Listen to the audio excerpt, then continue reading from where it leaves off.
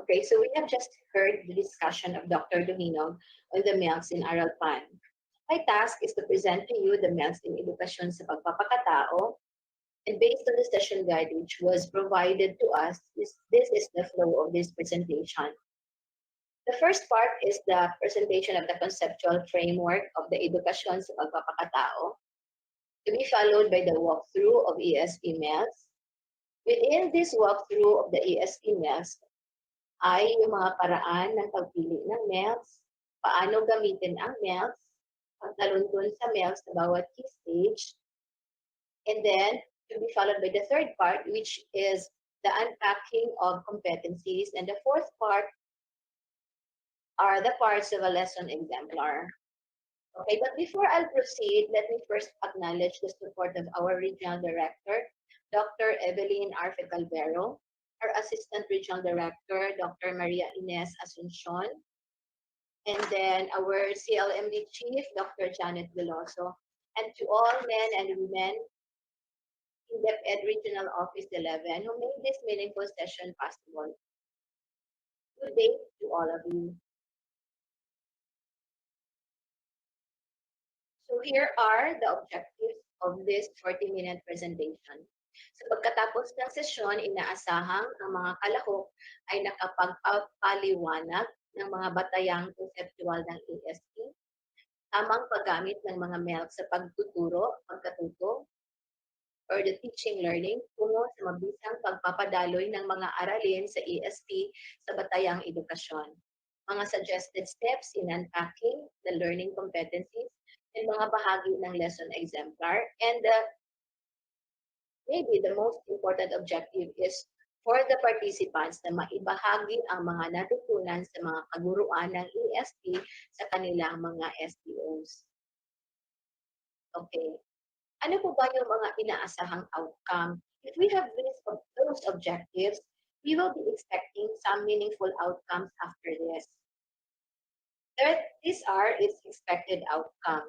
The first one is the immediate outcome, which is yung mga kalahok na nakapagpapaliwanag ng malinaw ng paggamit ng mga MELC sa mga pagsasanay at block or the learning action cells sessions tungo sa mabisang pagpapadaloy ng mga aralin sa ESP. The next outcome is the enabling outcome. Ito yung mga gurong nagtagapagpadaloy sa mga na may commitment sa pag-aplikla ng pagtuturo ng ESP sa mga MELC ayon sa konteksto at yugto ng papaunlad, ng pag-unlad rather ng mga mag-aaral. And then the final outcome, mga mag-aaral na nagpapamalas ng mga kaalaman, pag-unawa, kasanayan at pagpapahalaga mula sa mga MELC at mga tunguhin ng ESP asignatura. We know that everything that we are doing in DepEd will surely be redounding or with that objective of having it redound to the benefit of all our learners.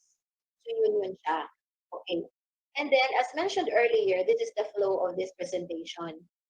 The first is the conceptual framework, then walkthrough, and then the unpacking of competencies and the parts of the exemplar. And now, in the past presentation, we've known and we've seen that all that are happening in this department right now is because of the COVID-19 pandemic. It is anchored on the premise that we will be exhausting our human capital if we will stop educating our people, if we are going to stop our education system, all our human resource, our human capital, the human capital of this country will be exhausted. So what could be the role of the ESP during this pandemic? There had been scenarios that we've heard, even to the extent of putting aside the ESP and just focus on the other core subjects. Such could not be done because we also need to educate the hearts of our learners. We need to educate them.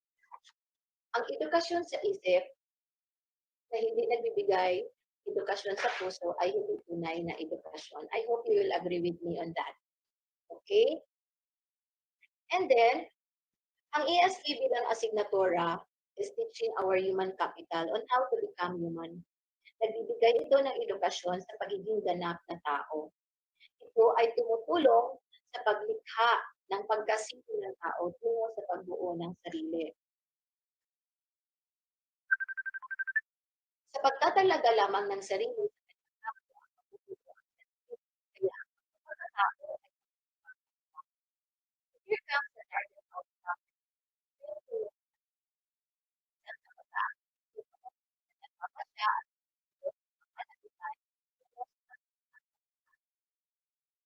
Nag-live ito sa pag-aaral ay siya ang pagkaalaman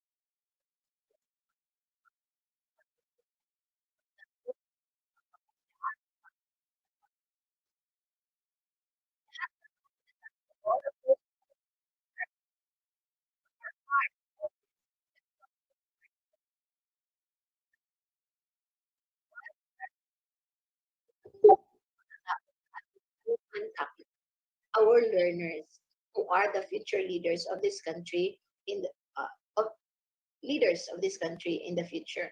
All right. So, lahat ng mga 'yon ay nakapaloob sa apat na tema. From kinder to grades 1 to 10. So there are 4 themes. The first one is about pansarili, sarili. Pananagutan pansarili for theme 1. Theme 2 is for pakikipagkapwa at katatagan ng pamilya. Theme 3 is paggawa tungo sa pambansang pag-unlad at pakikibahagi sa pandaigdigang pagkakaisa. And theme 4 is pagkamakadiyos at preferensya sa kabutihan. From kinder to grades 1 to 6, yung theme 1 is for quarter 1, yung theme 2 is for quarter 2, yung theme 3 is for quarter 3, and yung theme 4 is for quarter 4. And these are all presented in spiral progression. Okay, the same is true with grade 7, 8, 9, and 10. Theme 1 is grade 7, theme 2 is for grade 8, and theme 3 is for grade 9, and theme 4 is for grade 10. All right. So, let's go to this table here. Talahanayan ng mga konsepto sa edukasyon sa pagpapakatao. As mentioned earlier, yung unang markahan entails about pansarili at sa pamilya. Yung ikalawang markahan, yung theme is about pakikipagkapwa, pagmamalasakit sa kapwa. And then yung ikatlong markahan is para sa kabutihan ng lahat. And then Ikaapat na markahan or pam pangmakabansa yung ikatlong markahan. And then ikaapat na markahan, paggawa ng mabuti ay kinalulugdan ng Diyos. So for the first theme, that is for the family and self, and then for kapwa-tao yung second, and then ikatlo yung para sa bansa, and then para sa Diyos. All of these themes are being included in all the learning competencies in the first, second, and third quarters for each grade levels. For each grade level rather. Okay, so let us look at this. Ito ang tema sa unang markahan. Sa baitang 7, ako bilang nagdadalaga. This is still about self. Baitang 8, pakikipagkapwa sa katatagan ng pamilya, still with the family and self. And then for ikalawang markahan, pakikipagkapwa-tao, tungkulin sa lipunan, makataong kilos. And then for third quarter, ang pagpapahalaga at birtud. Pagpapahalaga at birtud sa pakikipagkapwa, pagpapahalaga at birtud sa paggawa, pangunahing birtud, and so on and so forth. And then about Diyos ang sa ikaapat na markahan. Alright. Now let's go to the paraan ng, we are now with walkthrough of MELCs in ASP. As mentioned earlier, this is composed of the paraan ng pagpili ng MELCs, and then paano gamitin ang MELCs at ang pag-aluntun sa MELCs sa bawat key stage. Now let's proceed. Ano nga ba ang konteksto ng mga MELCs for the most essential learning competencies? Ano ang context? Why is there a need for us to have this MELC? Ito ay ginagawa upang matugunan ang mga pangangailangan sa pagtuturo, pagkatuto, or the teaching learning sa panahon ng krisis o emergency dulot ng mga kalamidad or pandemya. And this is what is happening right now. Okay? So ano ang mga MELCs? Ano yun? Mga lubhang mahalagang kaalaman, pag-unawa, kasanayan, at pagpapahalaga na dapat matutuhan ng mga mag-aaral sa panahon ng krisis, kalamidad, or pandemya upang maging produktibo at mapanagutang mamamayan. This is declared under the Declaration of Policy or the Section 2 of Republic Act 10533. Ano ang layunin ng mga MELCs? Ang layunin ng mga MELCs ay ituon ang pag-aaral ng ESP sa mga lubhang mahalagang kaalaman, pag-unawa, kasanayan, at pagpapahalaga ayon sa sitwasyon at yugto ng pag-unlad ng mga mag-aaral sa panahon ng krisis, kalamidad, or pandemya. Paano pinipili at paano nga ba pinipili ang mga MELCs sa ESP? For example, there have been presentations from those or by those speakers ahead of me about the pagpili ng mga MELCs. How were they selected? In the case of the ESP team, ginagawa nila ay yung pag-uuri kung essential or desirable ba ang bawat learning competencies. There was deliberation among them, and there was that declaration or pagpapasya, decision making, as to whether or not the identified MELC is pasok sa criteria. Okay, let us remember yung baitang or grades 1 to 6, binabawasan ang mga bilang ng learning competencies. And then yung grades 7 to 10, binabawasan ang mga paksa. Okay?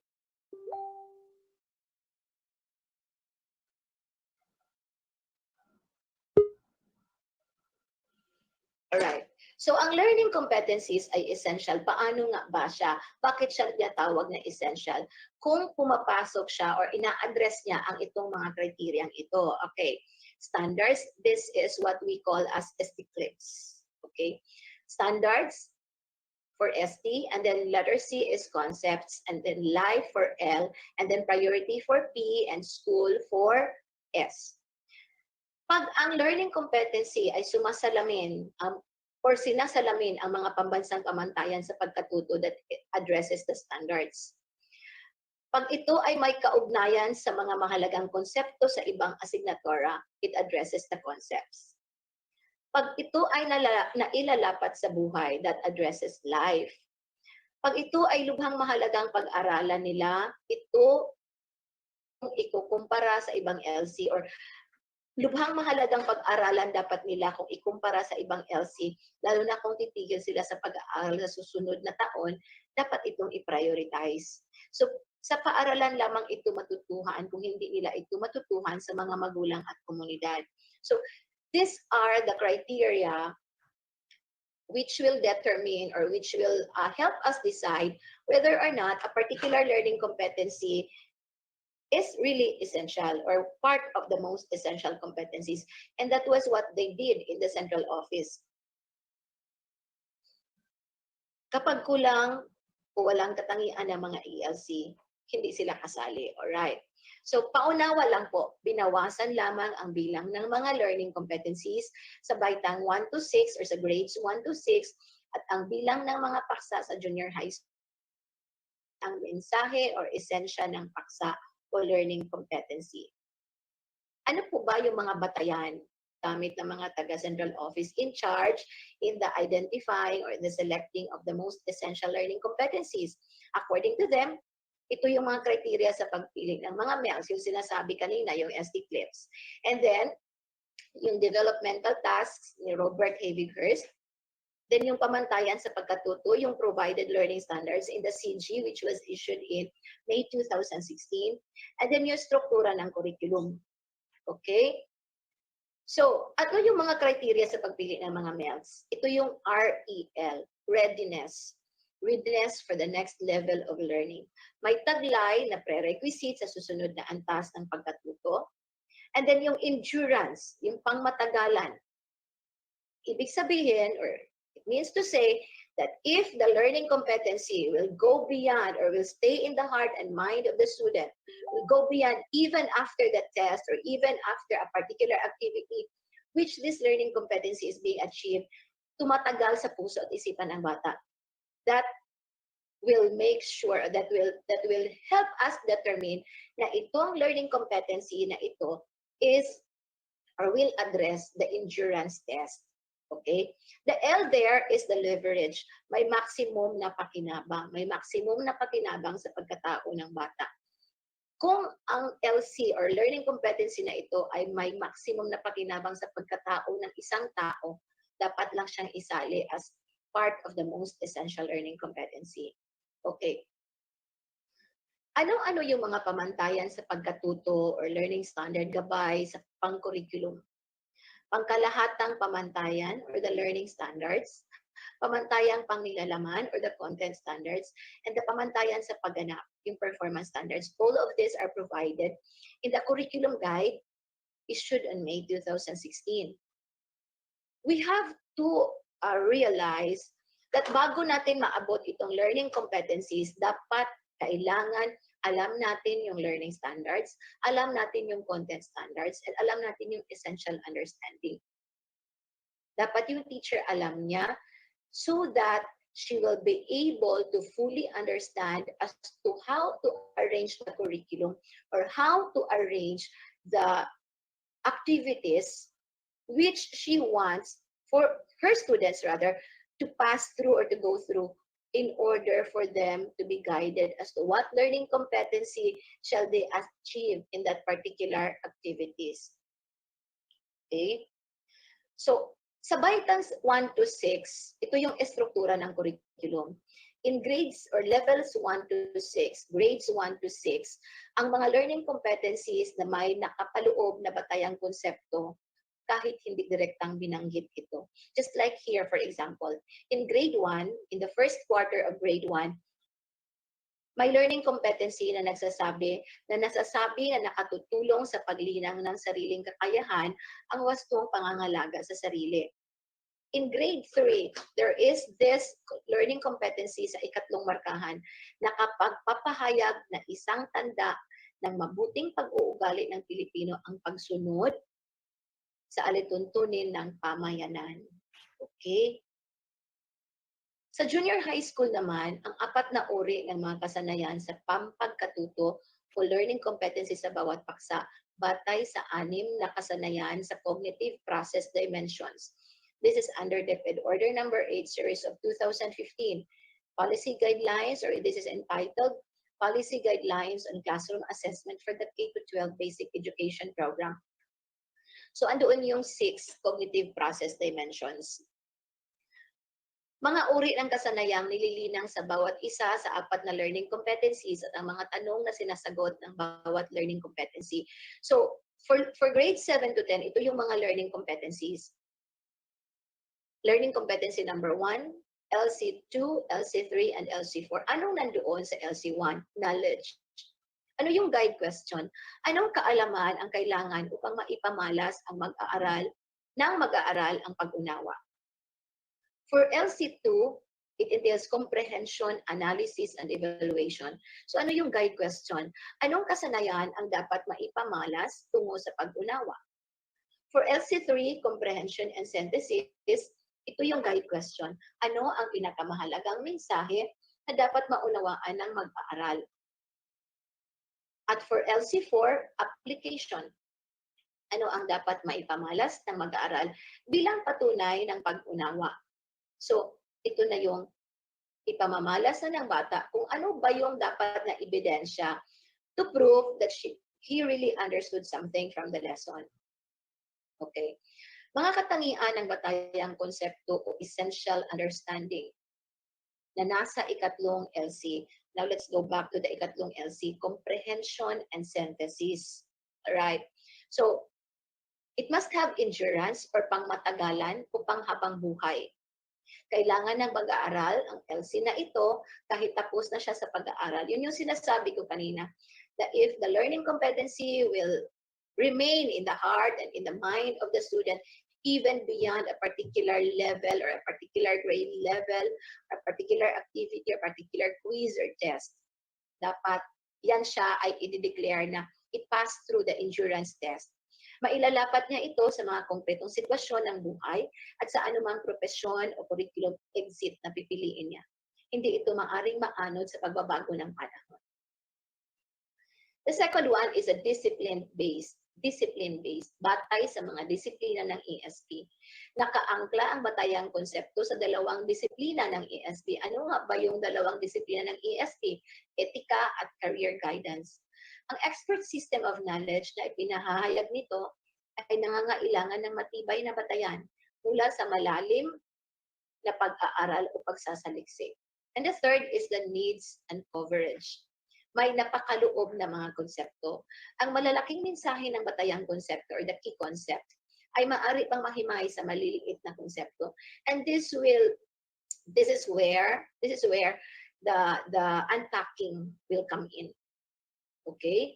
We just need to understand ano yung key concept, ano yung dapat pang matutunan beyond what we see in the facade of a particular learning competency. Meron yan sa ilalim, meron yan. So, good teachers really do unpack because only teachers who understand well the learning competency will be able to fully understand kung ano yung mahimay-himay niya or maliliit na konsepto na dapat maintindihan ng mga estudyante.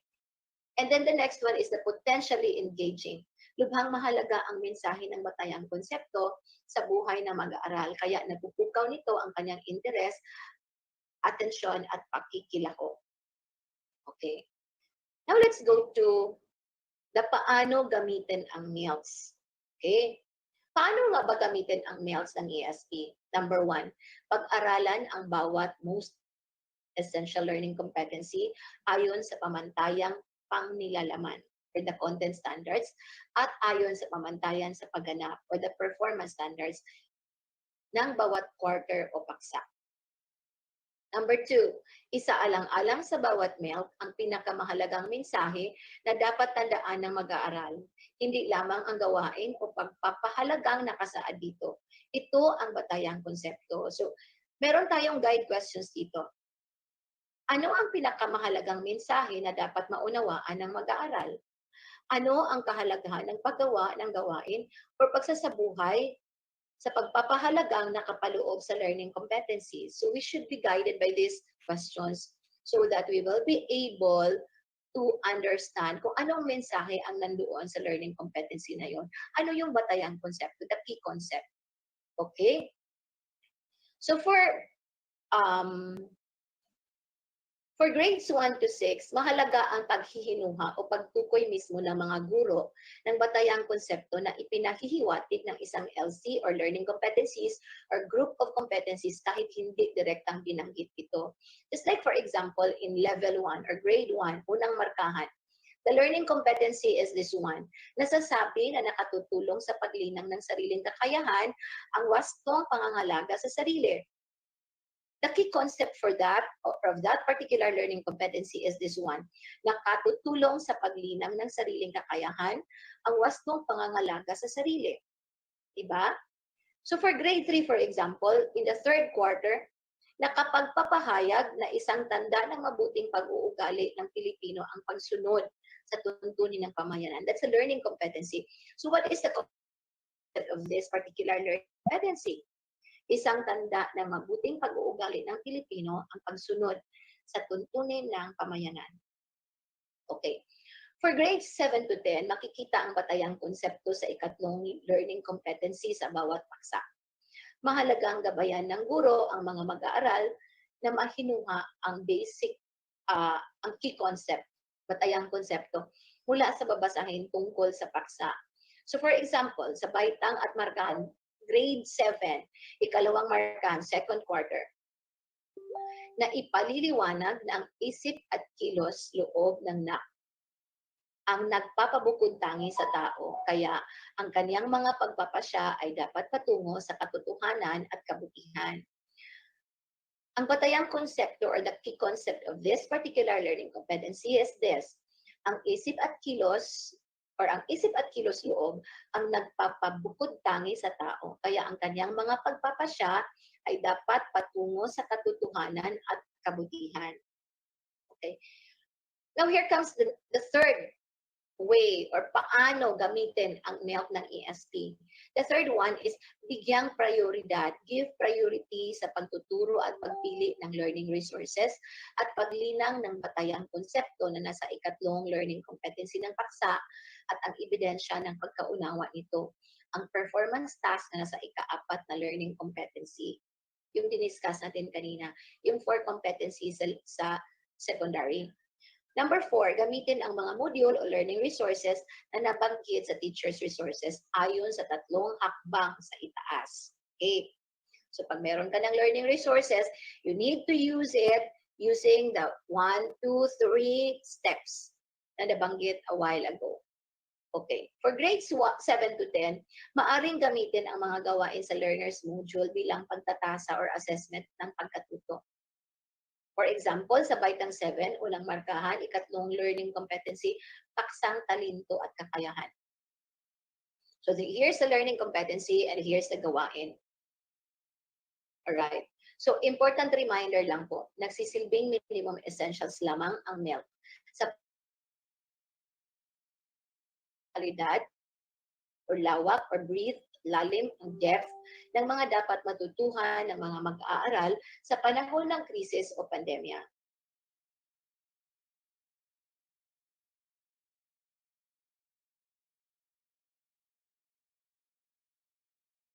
Ng ESP team sa central office, ang nangyayari po doon, merong mga learning competencies na na-enhanced or binago,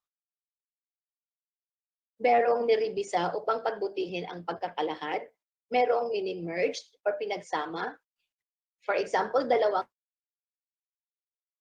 na ipahahayag ng ikalawa ang diwa ng una.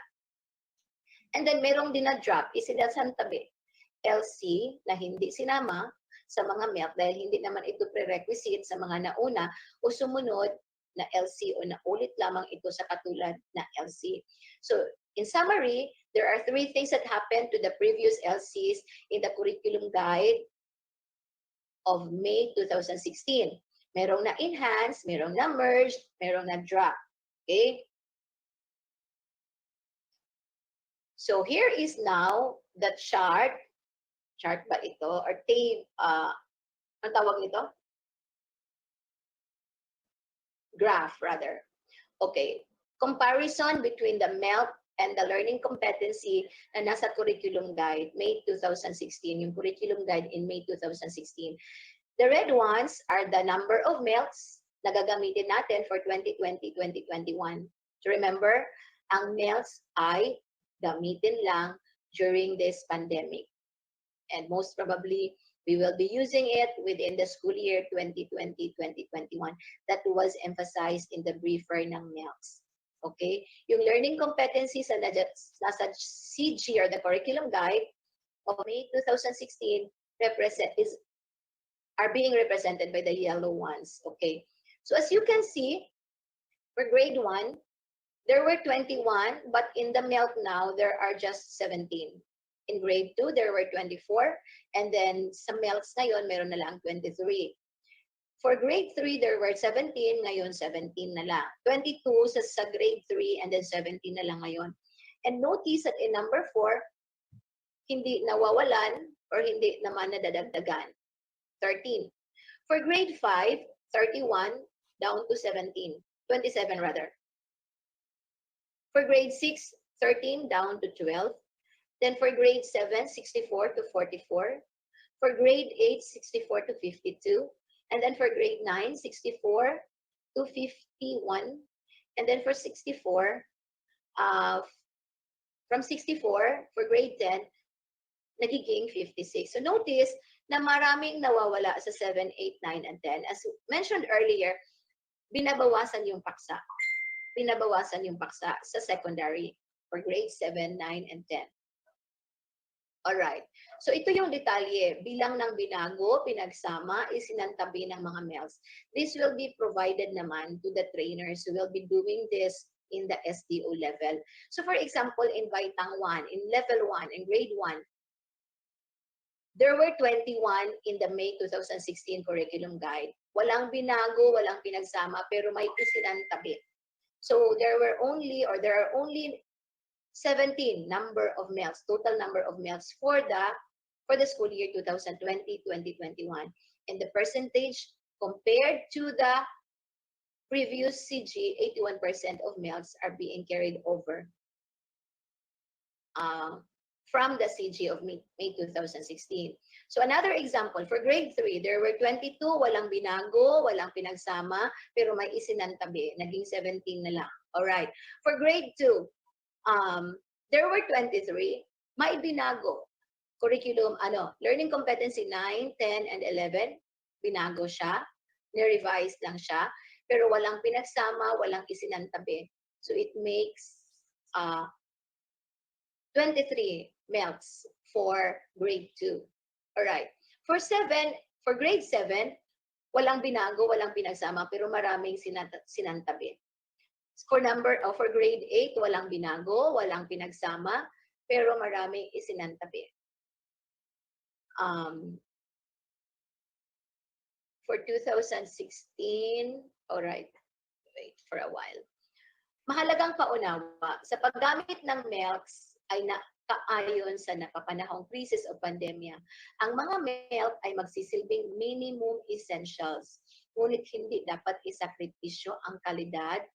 This has been mentioned earlier, the lawak and the lalim ng mga dapat matutuhan ng mga mag-aaral sa panahon ng krisis o pandemya. Kaya inaasahan pa rin ang pagpupusa, dedikasyon at commitment ng mga guro, gabay ng mga tagamasid at pagpapatupad ng mga MELC na ito. So here's another example for grade 1. Pamantayan sa pagkatuto, anong ginawa ng mga members of the deliberating team doon sa central office? For example, tungkulin sa aking sarili at pamilya. Ito yung learning standards. And then for the first quarter, merong learning competency na nakikilala ang sariling gusto, interest. Look at this, pinanatili ito. Ang dahilan is tumutugon sa mga criteria ng endurance. And when you say endurance, na-mention na yan kanina, yung mga learning competencies that remains in the heart and mind of the learner, even beyond a particular test or a particular quiz or particular activity. Okay? Now let's go to the unpacking of competencies.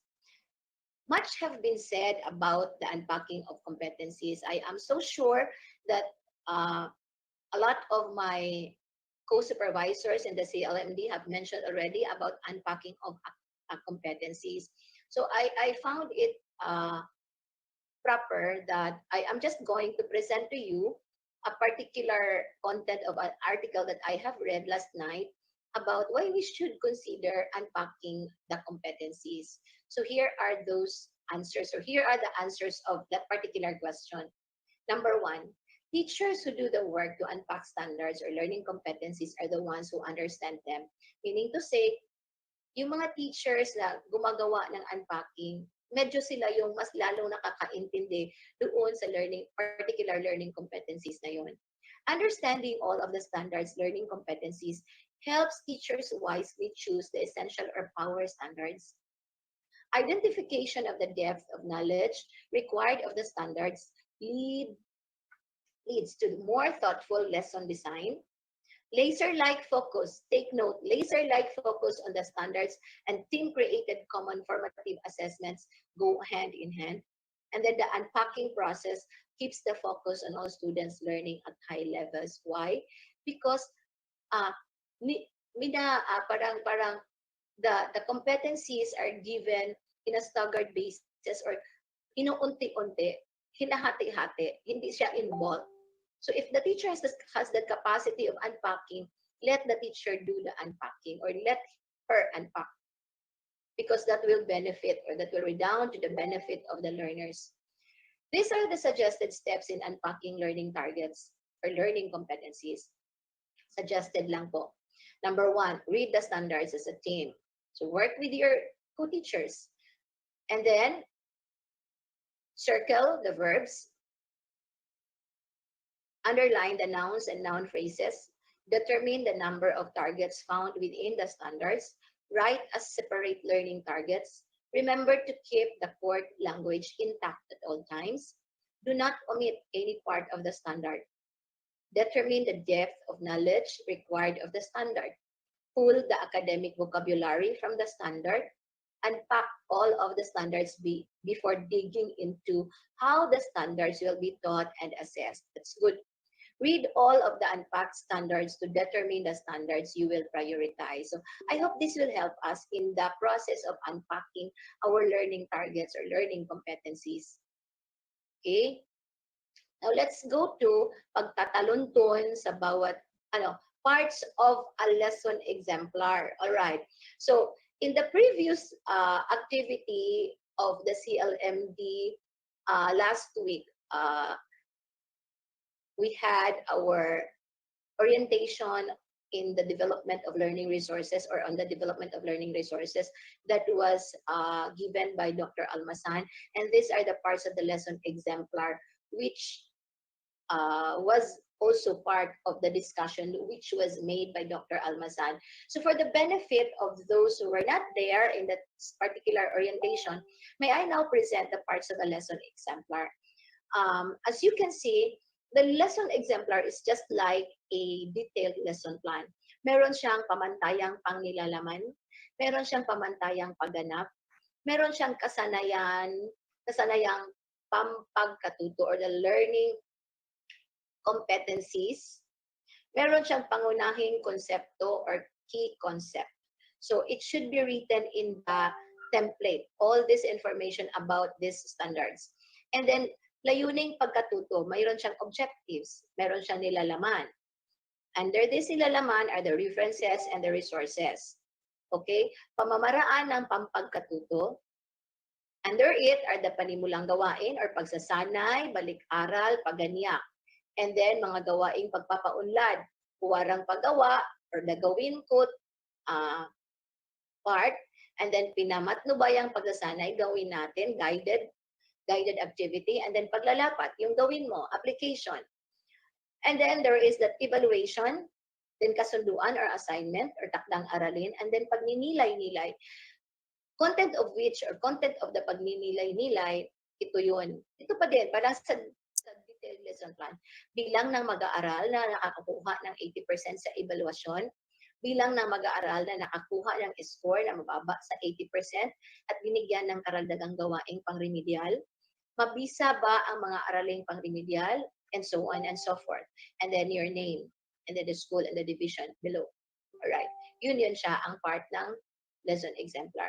So with that, I would like to quote Martin Luther King when he said, or Jr., when he said, somewhere along the way, we must learn that there is nothing greater than to do something for others. So all of us here are destined to do something for others. And I would like to congratulate all of us because we have done such noble um, action or act uh, that would help others. Let us help our co-teachers, our co-employees in the field, so that they will be fully be guided, or they will be fully guided as to what they are going to do, especially in addressing the problem given by the pandemic, in the delivery of instruction, and in the utilization of our most essential learning competencies. So with that, I would like to say good day to all of you, and God bless us all.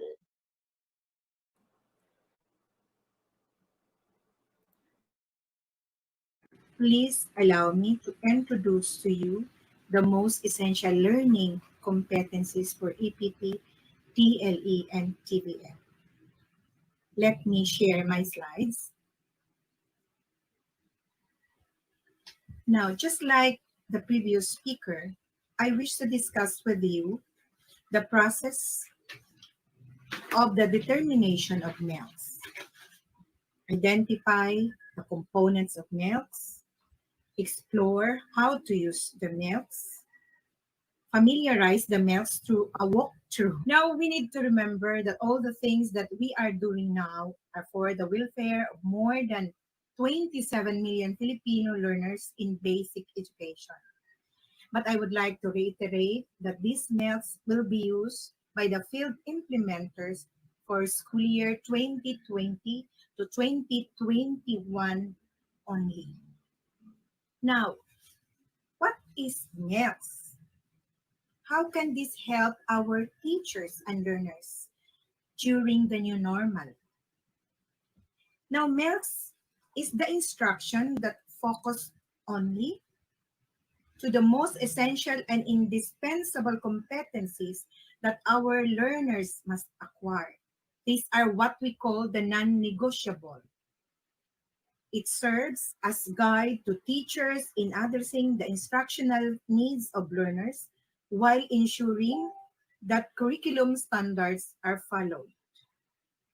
And we need to remember that everything in the MELCs is taken or anchored in the curriculum guide.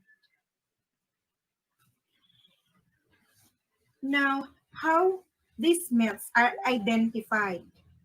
Now, we need to remember that the identification of MELCs was done through the initiative of the DepEd Secretary, the Honorable Leonor Magtulis Briones, in collaboration with the experts in the Bureau of Curriculum Development, or BCD, and the Assessment Curriculum and Technology Research Center, or the ACTRC. Let me share to you some of the characteristics of an essential learning competency, or the MELCs, which later was identified as most essential learning competency. Now, the MELCs is something that would remain with learners long after a test or unit of study is completed and is useful beyond a single test or unit of study. It is applicable to real life situations, especially during this what we call new normal condition. If students leave school, it will still be important for them to have this competency above many others. It is aligned with national and local standards and frameworks. It connects the content to higher concepts across content areas. Now, how did these competencies were streamlined into MELCs?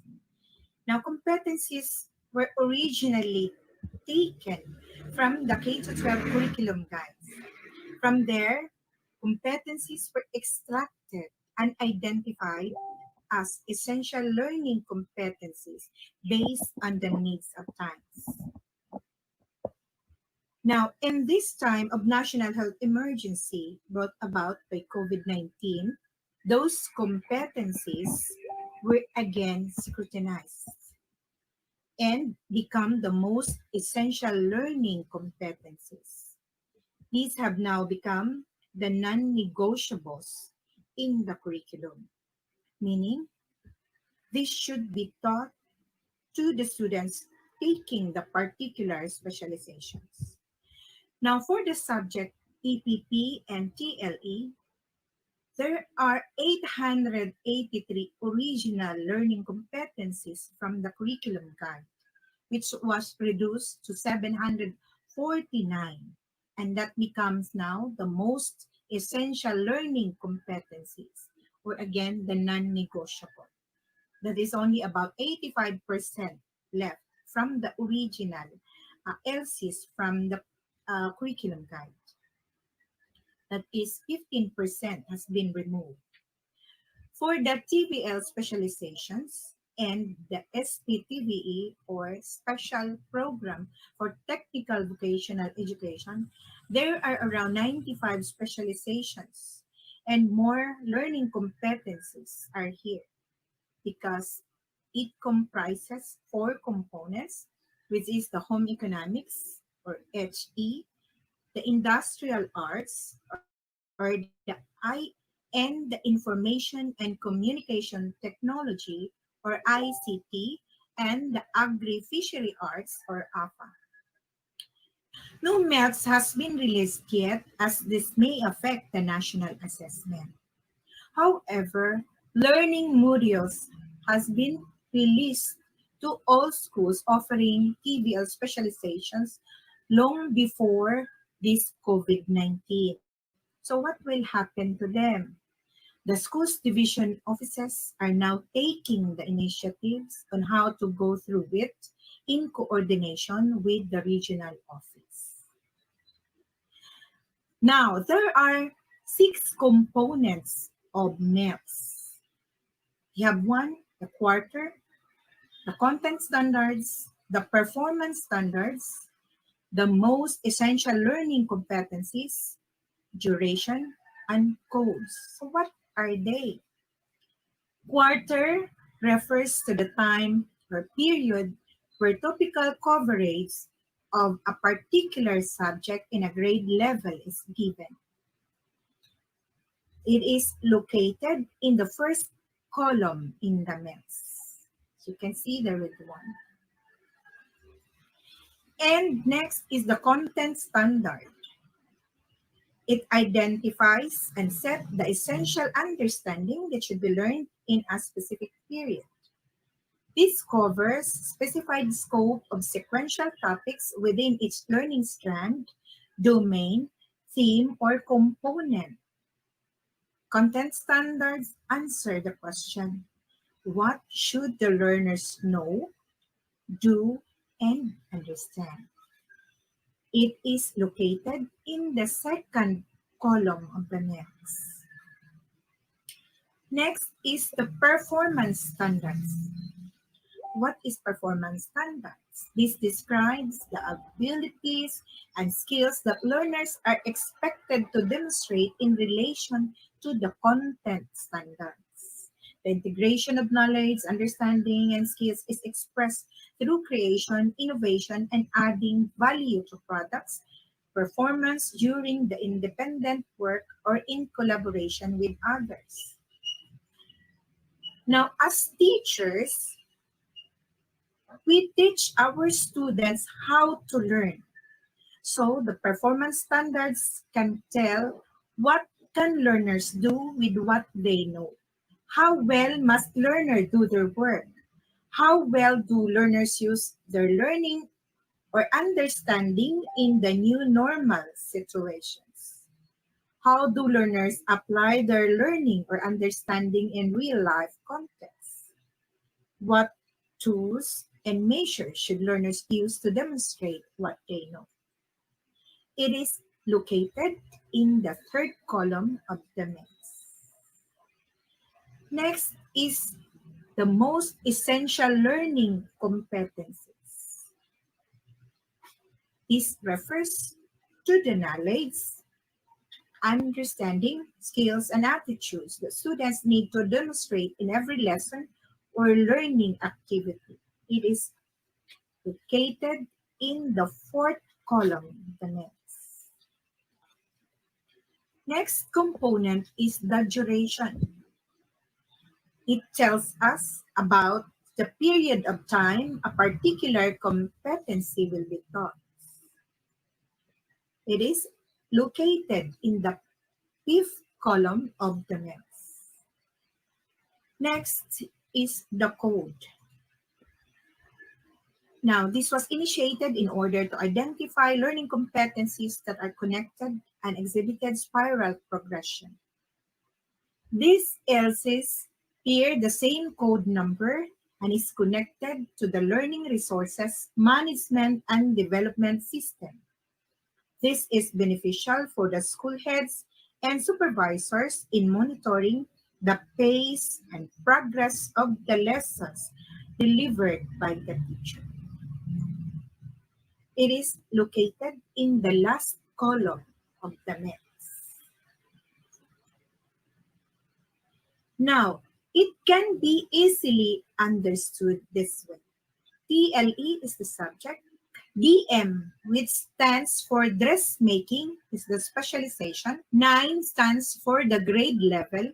SK stands for the lesson or skirt, because the students will be sewing skirt. And an I stands for quarter. The AC stands for the week, or A, B, C, week 1, 2, and 3. And 1 refers to learning outcome number 1. The XE here refers to the home economics. That's all. Thank you very much. And to unpack the MELCs, we are lucky to have with us today the Senior Education Program Specialist from the Bureau of Curriculum Division, or BCD, of DepEd Central Office. Please help me welcome Mr. Christopher Valiente.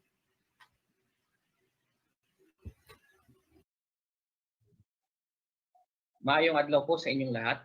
Ako po si Christopher Valiente mula po sa Bureau of Curriculum Development. I am here today to discuss with you the unpacking of most essential learning competencies in the area of EPP, TLE, or the Edukasyong Pantahanan at Pangkabuhayan, and Technology and Livelihood Education. First and foremost, I would like to acknowledge the people from DepEd Davao Region. First, Ma'am Evelyn R. Petaldero, the Regional Director. Next, the Chief Education Supervisor of Curriculum and Learning Management Division, Ma'am Janet. And of course, our friend from Region 11, the Regional Supervisor of EPP, TLE, and TBL, Ma'am Pedelina O. Webos. I'm sure that Ma'am Inday have already discussed to you some of the premises as regards the utilization of most essential learning competencies in this area. So to continue, there are MELCs that have broad stroke competencies which expected to be unpacked by the teachers. So in our examples here, drawn from the MELCs of grade 6, so we have here buys and sells products based on needs. So if you will unpack this MELCs, it will give you define needs and wants. We also have identify the needs of the community. And we also have here develops a product. Next, sells products based on needs and demands in school and community. So if you will unpack these MELCs, it will give you prepares costing of product, compute for markup price, decide the selling price. And in our last row, we have here enumerate sources of family income. So the unpack MELCs for this will be sell products based on community needs and demands, explain family income. We also have discussed the importance of income, and enumerate sources of family income. So in the succeeding slides, I will show you the detailed way on how to unpack the most essential learning competencies. So in our example here, this particular curriculum guide is the curriculum guide of agri-crop production.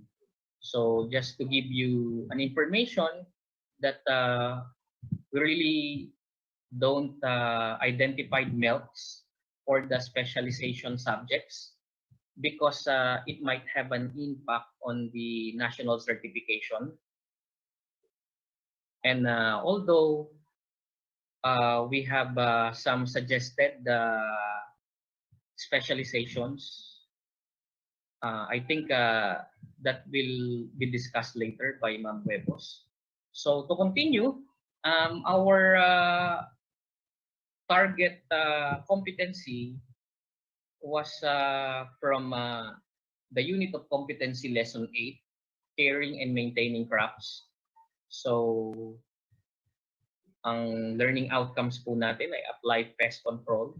And our target learning competency is perform monitoring of pest incidents based on prescribed procedure. So in unpacking a certain competency, so we have to consider the codes and the content.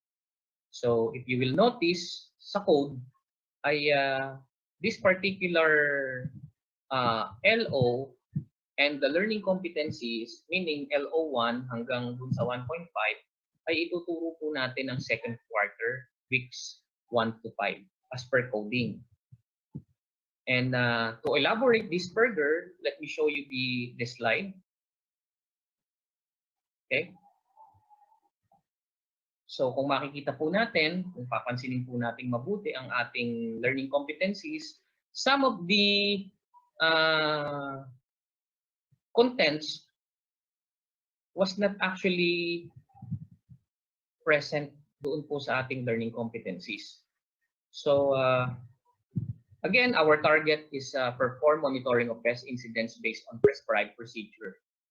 So this will be taught for second grading, weeks 1 to 5.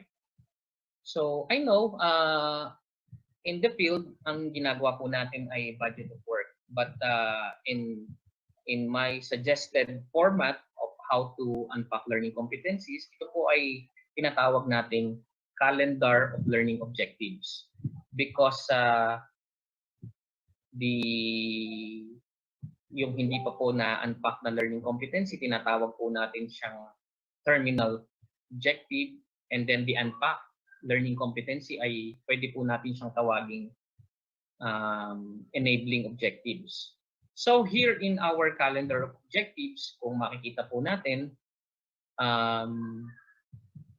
again po, unit of competency lesson 8, caring and maintaining crops, or CA competency na in-unpack po natin, which is 1.1, perform monitoring of pest incidents based on prescribed procedure. And then as per coding, ito po ay weeks 1 to 5 nating ituturo. Pero ito pong nakuha po nating or naging result po ng ating unpack 3 weeks.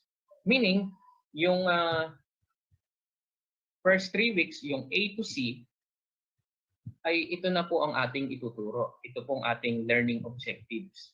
So, ang ating pong content, kung makikita po natin, ay nag-reflect na po siya dito po sa ating learning objectives. So, if you will elaborate this further, ang second grading po ay nagsisimula sa 3rd week of August.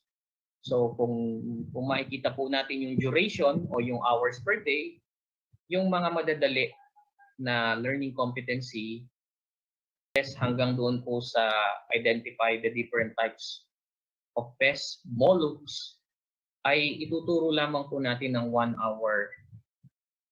So, kung titingnan po natin dito, yung atin pong week 3, which is equivalent to 8 hours, ay naituro na po natin yung learning objectives 1.1.1 hanggang pong 1.1.7.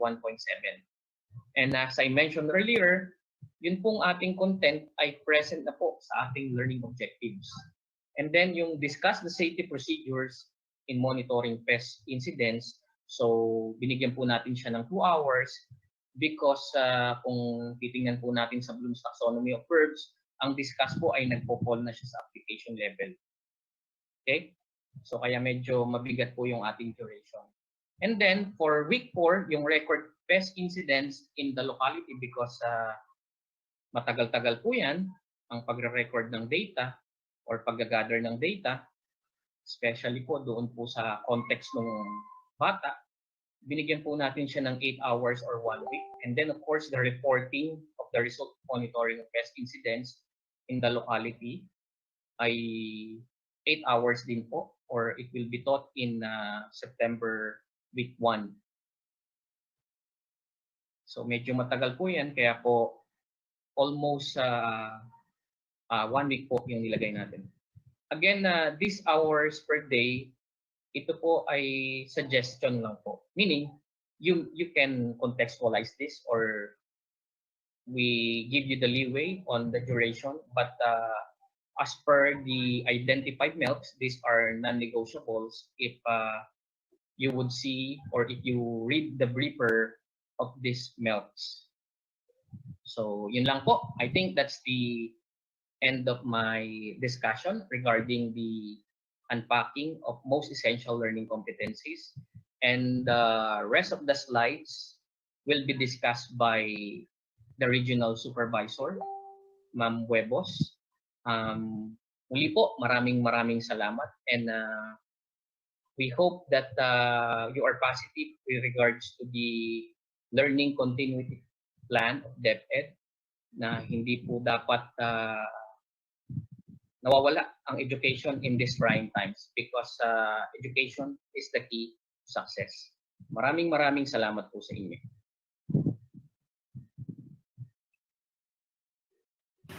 Thank you so much, Sir Chris. We hope to always hear curriculum updates from the central office and news from you should there be any changes. Thank you very much again, and God bless. Be safe, Sir Chris. Thank you.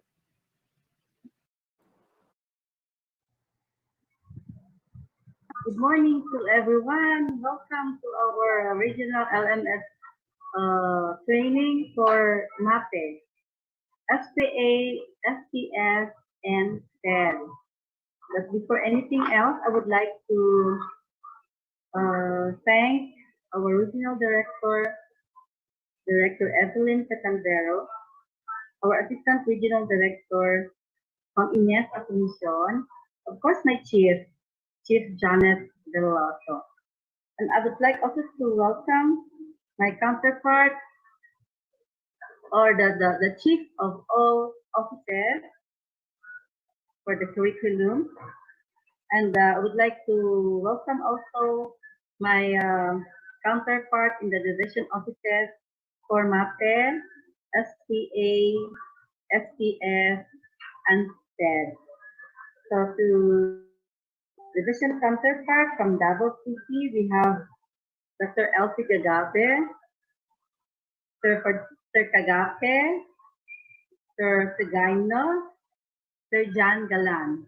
For Panabo City, we have Apolinario Macabulos, Sir Ray de Ocampo, and Sir Ray Carlong. For Tagum City, Sir Isaias Maguyop, Sir Darwin Suyat, and Sir Edgar Tangalang. For Davao de Oro, we have Sir Dexter Pequeña. For Davao del Norte, Miss Rachel Mokia and Miss Marlene Vico. For Digo City, we have Sir Angel Bisaga Jr. and Ma'am Arlene Barba. For Davao del Sur, Sir Aldous Bodiki and Ma'am Sherilyn Cometa. For Davao Oriental, Occidental, we have Sir Rodrigo Milay, Miss Irene Caballero. For Davao, for Mati City, we have Sir Jude Pariolin and Leia Pariolin. For Davao Oriental, We have Sir Bernabe Basilisco and Ma'am Connie Wong. And from the Island Garden City or Igacos, we have Sir Romulo Eliseo, Ma'am Arlene Lobrado, and Ma'am Lourdes Manlangit. And of course, I would like also to welcome all the participants, the teachers of MAPE, SPA, SPS, and TES. But I will uh, explain to you what is MELC all about. So, so the Department of Education Region 11, in light of the COVID-19 pandemic and the consequent shortened academic year, the Department of Education, through Bureau of Curriculum Development and the Curriculum Standard Development Division, has produced a list of the most essential learning competencies. So it was done in order to ensure that the grade level standards, along with the corresponding content and performance standards set for each learning areas, are still attained. In the process of identifying the MELC, the endurance criterion was used as the sole determiner, guided by the requirement that the learning competencies or the LCs be useful in lifelong learning. The group of specialists in charge of the MAPE curriculum recognizes the role of the subject in providing the physical health, cultural literacies, artistic expression, skills necessary in acquiring the knowledge and values to live a more meaningful life. Further, the MELC is identified are those that work in close association in other competencies in other subjects, thus maintaining the curricular quality of integration. So this is the most essential learning competency matrix for the MELC. For MAPE, music, art, and physical education. So first question, what is MELC? So MELC is the most essential learning competency. It serves as reference to assist the teachers in identifying the most important learning competencies to be developed, acquired by the learners and must be prioritized in this crisis situation. MELC are praised, and deemed essential learning competencies in the achievement of content and performance standards. Remember, MELC is school year 2020-21 only. Kasi meron nga tayong COVID-19. So, here's the sample of the MELC for music, art, physical education, and health education. For example, for grade 2 and grade 2 quarter 2, to demonstrate the melodic contour with movement. Nirephrase ito ng demonstrate melodic contour through movement, music writing, may it be in paper or air, and visual imagery. The same with the art, physical education, and health education. So as a general rule, learning competencies are retained. When we say retained, it satisfies the endurance criterion, which greatly contributes to lifelong learning and is a prerequisite skill to the next grade level. Some are merged or clustered if they have the same objective of learning intentions, thus can be combined into one comprehensive learning competency. Some are dropped if they are too specific and the articulation is similar to that of learning objectives, deemed appropriate to be introduced in the earlier quarter or grade level or moved to a later quarter or grade level. So some are dropped. So we said before, some are retained, some are merged, some are dropped, but some also are rephrased. Ibig sabihin, simplified. The process of identifying the MELCs. So we have the K to 12. Of course, we know the K to 12. And then, after the K to 12, nahimay-himay pa talaga yan for the essential learning competencies. And then, dahil lang sa pandemic, at nagiging final MELC or the most essential learning competencies. So the K to 12 essential MELC is here. The MELC is not a departure from the K to 12 curriculum. The standards are the same. They are retained. Then it focused on the attainment of the 21st century skills. And of course, the codes and the tags are retained for the merge and retained competencies. All learning areas will be taught. So we have here the current CGs versus the MELC. So for the total of all the subjects and the all grade levels, from grade 1 to senior high, we have the current CGs of 14,148. And then here in the MELC, we retain only 5,548. But for the mapping first we have 84. For the grade 2, we have 82 MELC. For grade 3, we have 102 MELC. Grade 4, 92. For grade 5, 9. Grade 6, 96. Grade 7, 118. Grade 8, the same with grade 7. Grade 9, we have 114. And grade 10 is 92. From current CGs of 1,436, nagiging 997 na lang. So, kumunti dito sa MELC. So, we have here also the comparison of the MELC per subject or per learning area. So, like in grade 1 or the current CGs, we have 358.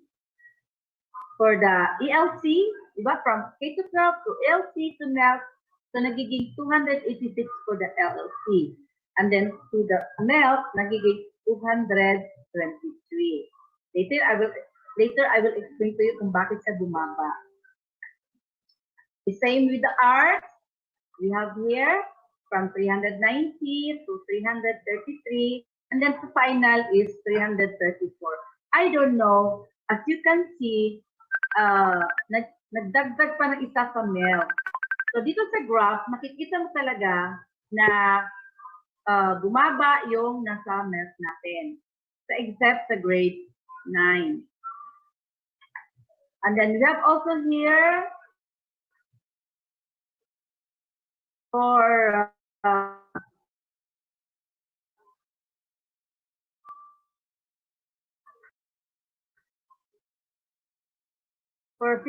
physical education, and the final MELC is 165.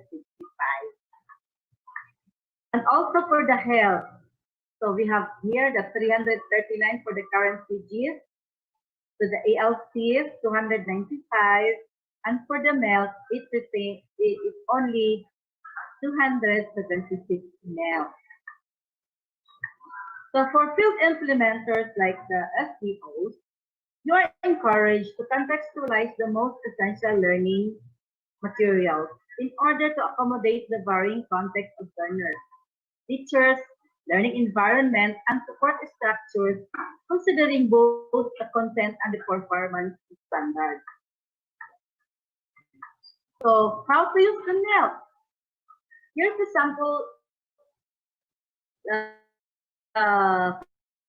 sample MELC of grade 2. I will give you example for quarter 1. Unrest, rhythmic patterns, and time to be sure. So you will use that content standard So we have also here the performance standard. And here on the right side is the most essential learning competency. So, sa week 1, ilang days yan? Sa music lang yan ha. Week 2, we have 3, and week 4 to 5, and to week 6 to 8. So, bakit ilan lang isang content standard at nagiging 1, 2, 3, 4 siya hanggang 8 weeks? So, gawin ninyo is you add more subtopic or aralin in every learning competencies to hit the targeted LC to 1 week to 6 weeks. The same with to add more topics or aralin in every MELC used in one setting. So you can use that for the whole week. You add on aralin in every MELC. Okay? So the same with the for the art, the same. For the art, meron na talagang siyam na most essential competency. So for week 1 to 9, yan ang mga competencies ninyo. So budget the time, halimbawa sa week 1, so discusses the concept that art possesses elements, pwede kayo magdagdag ng aralin para makuha ninyo ang 1 week. Then, 3rd week, 2nd week, hanggang 8 weeks. Kasi, pag isa lang ang competencies ang gagamitin mo, 1 day lang yun. So, dapat dagdagan mo ng mga aralin. So first day, iba, basta for the whole week, yan yung more adami kang strategies na ituturo mo sa mga bata. So the same with physical education, we have only 4 MELCs. So you must dagdag in some of the physical education are embedded also to other LPs. That's why yung aming ginawa sa grade 3, nagiging nagiging 9. Yung isang competency siya, meron siyang marami siyang modules na ginawa namin. Kasi nagdagdag kami ng mga aralin. So, yan ang nangyari. So the same with grade 6 health. So we have, for the first quarter, we have 5 MELCs embedded. So ganun pa rin. So week 1 to 3, dalawa describe personal health issues and concerns and demonstrate self-management skills. So gagamitin mo yan or gagawin mo yan in week 1 to 3 weeks. So sabihin, you dagdag more activities, more aralin. Okay. So the same, so we are finished with, we're done with grades 1 to grade 10. This time, we will tackle also the senior high school for grade 11 and 12. Iba yung senior high school kagaya sa atin kasi meron silang kumbaga first semester. Yung first semester nila, kumbaga kung sa ating elementary and junior high, para siyang first and second grading. And then the second semester, nagiging para siyang health. For grade 11 and 12, we have the physical education and health. So, yung tinatawag nating HOPE, Health Optimizing Physical Education. So, we have also here. So, for grade 11, physical education is on first semester or first and second quarter. And then, here's the example or sample MELC for grade 11. The same with elementary and junior high. So iba lang talaga ang kanilang parang grading, first grading, ang tawag sa kanila ay second semester, first semester. Okay, so ganun pa rin. First quarter, meron silang 9 MELC. So hanggang ilang weeks yan? Hanggang week 1 to week 10. So sa second quarter natin, 7 MELC. So sa 7 MELC, meron tayong 7 MELC week 2 to 10. So, kailangan you must dagdag. So, the teacher talaga ay dapat meron siyang strategy na magdagdag siya ng aralin para sa isang araw meron siyang gagawin. Hindi yung isang milk lang gagawin niya. The following day, wala na siya. So, dapat i-plan niya, i-budget niya kung ano ang kanyang ituturo for the whole week. Isang competencies, tagtagin niyo yan para dagdag aralin. Okay. For grades 12, physical education is on second semester or third and fourth quarter. So the same sample. So third quarter, 7 milk and 4 weeks in every week. So this time, we'll be going to discuss the competencies of grades 11 and 12 for sports track. So nakasama pa rin natin sa MAPE ito, pero senior high lang sila. So sa sports track, iba sa kanila, meron silang mga iba't ibang mga topic na kaagad. Like sa grades 11, they are more on the following topics like safety and first aid, human movement, fundamentals of coaching, sports officiating and activity management, psychosocial aspects of sports and exercise, and fitness testing and basic exercise programming. Itong physical fitness testing natin, meron tayo niyan sa elementary at high school. And it can be magbigay tayo before, binibigay natin yan sa July.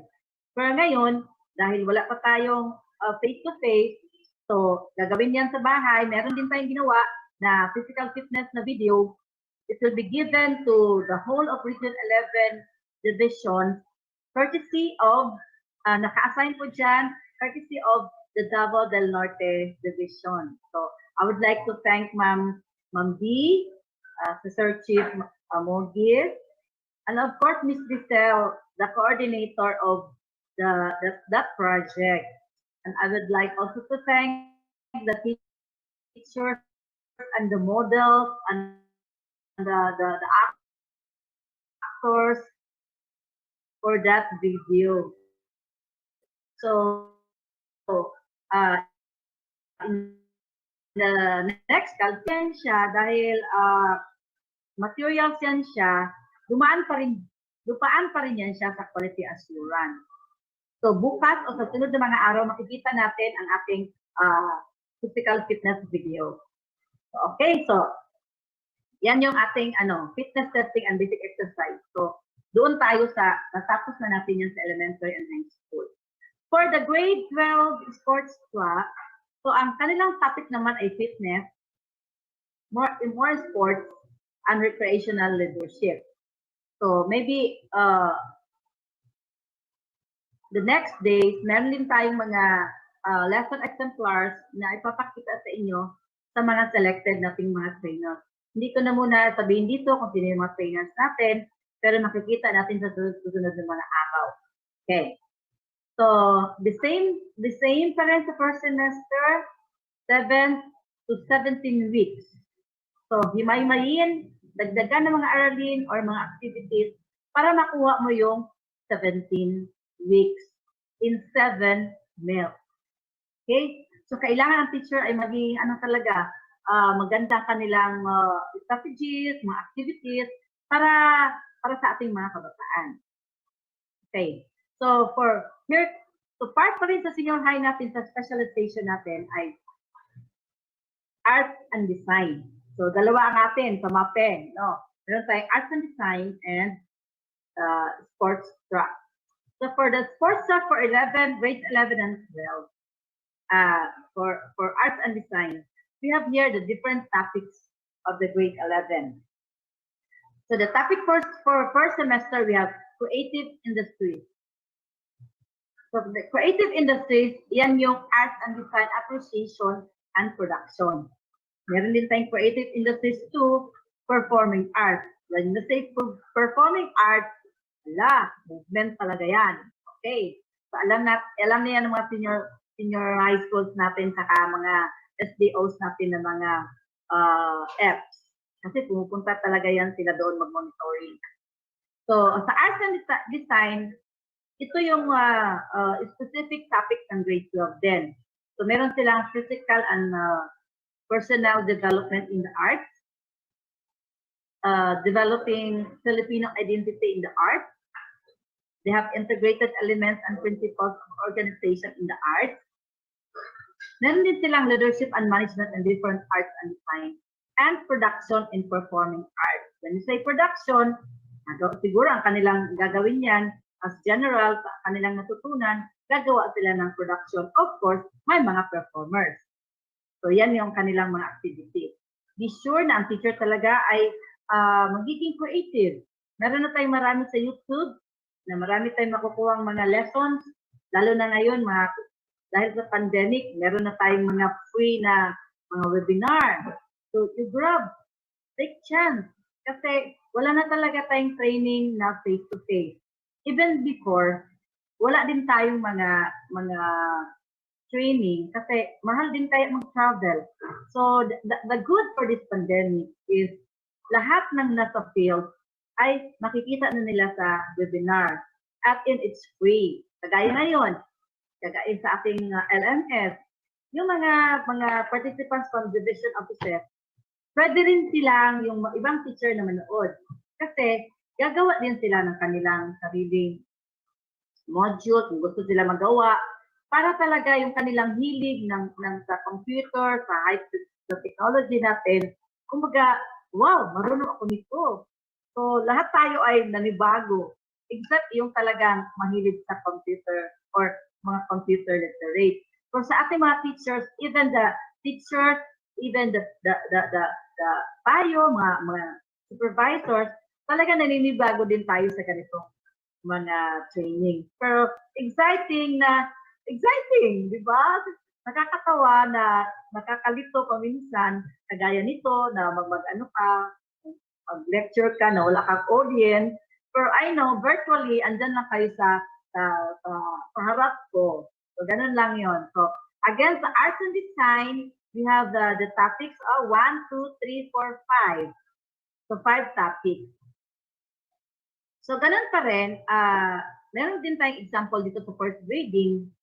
So, 3 MELCs yan in 8 weeks. So, himay-himayin pa rin natin kung ano yung nasa sa MELC. So, at the end of this session, or at the end of my lecture, for those who are interested to